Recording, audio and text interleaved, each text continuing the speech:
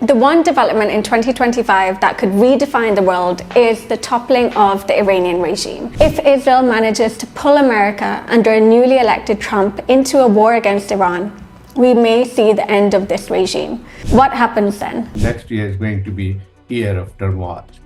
Whatever is happening in Middle East will further crystallize. We are also seeing the new Trump 2 in the United States, and as we all know, whatever happens in the United States has implications for the global politics, and exactly this is going to be seen. We can only wait to see how much turmoil can he create. But in year 2025, I think it may bring a huge paradigm shift, especially with Donald Trump taking charge in the US as president and his long-time anti-war stance. It can have a significant impact.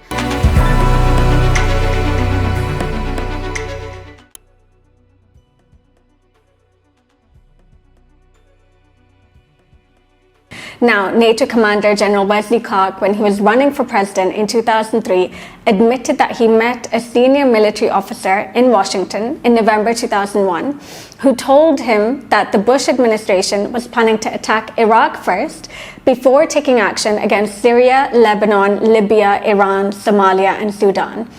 Now, let's go through what's happened to all of those countries in the 2 decades since 9/11.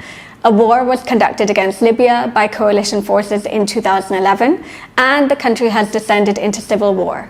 In Sudan, Omar al-Bashir was overthrown in 2019 after ruling for 3 decades, and Sudan has since also descended into civil war. Somalia has been embroiled in a civil war with the non-state group Al-Shabaab, and Lebanon has also been hit hard by the decapitation of Hezbollah in the most recent conflict with Israel.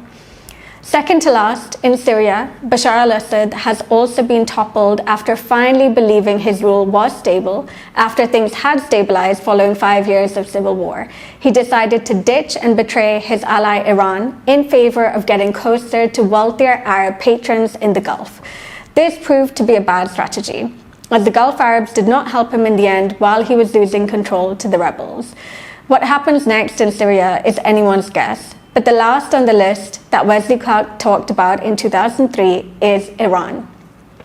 Israel has wanted the end of the Iranian regime since the 1990s, when Iran emerged as a powerful rival in the region after its war with Iraq.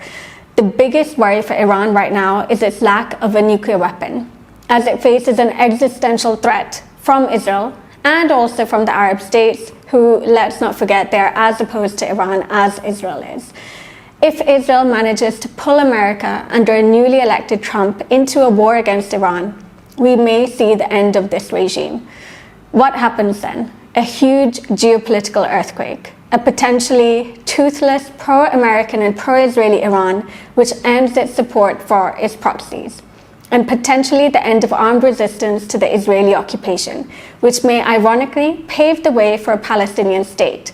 Israel could accept a neutered Palestine which has no power of its own.